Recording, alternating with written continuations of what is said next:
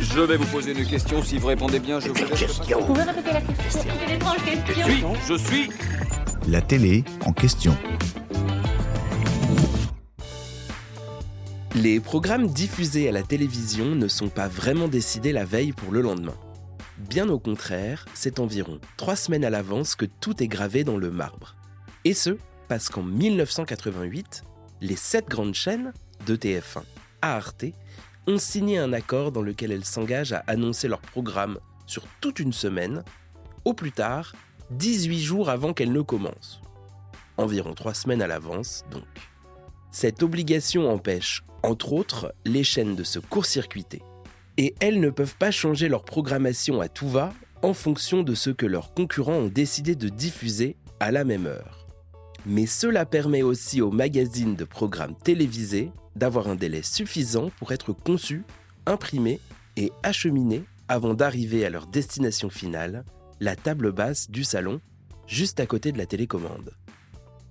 Sauf que voilà, de temps à autre, une déprogrammation intervient et les grilles de programme n'ont plus rien à voir avec celles qui avaient pourtant été verrouillées 3 semaines auparavant. Une entorse aux règles signée en 1988 ? Pas vraiment. Mais alors, qu'ont vraiment le droit de faire les chaînes en matière de déprogrammation ? Car la règle est bien claire. Une fois que les programmes ont été décidés, les chaînes sont fermement engagées à ne pas les modifier. Plusieurs exceptions peuvent toutefois leur permettre de déroger au protocole. À commencer par la plus évidente, un événement important lié à l'actualité. Dans le cas d'un événement sportif, du décès d'une personnalité, d'une catastrophe naturelle, d'un accident grave, d'un conflit ou d'un événement géopolitique, les chaînes sont autorisées à modifier leur programmation pour laisser place au direct.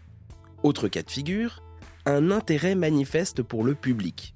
Par exemple, lorsque 2 chaînes ont par hasard choisi de diffuser un programme trop similaire en même temps, comme 2 documentaires sur le même sujet ou 2 films avec la même tête d'affiche. Certes, ce n'est pas si fréquent, mais cela peut se produire. Et avant de changer leur programmation, les diffuseurs doivent d'abord se mettre d'accord entre eux. Parmi les exceptions les plus rares, les chaînes ont bien évidemment le droit de déprogrammer une émission lorsqu'une décision de justice les y oblige, qu'il existe un empêchement lié au droit des images diffusées, ou bien évidemment, en cas d'incident technique.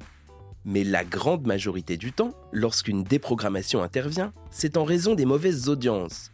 Pour retirer in extremis une émission de leur grille et limiter la casse, les chaînes doivent prouver que sur ces 3 derniers numéros, elles effectuent une contre-performance par rapport aux audiences moyennes, habituelles, le même jour et à la même heure. C'est bien la preuve qu'à la fin, le véritable directeur des programmes, c'est le téléspectateur. J'espère que cet épisode vous a plu. Si c'est le cas, abonnez-vous sur votre plateforme d'écoute préférée pour retrouver de nouveaux épisodes chaque semaine. Et si vous en voulez plus, découvrez aussi le ciné en question et les séries en question sur les plateformes d'écoute et téléloisirs.fr.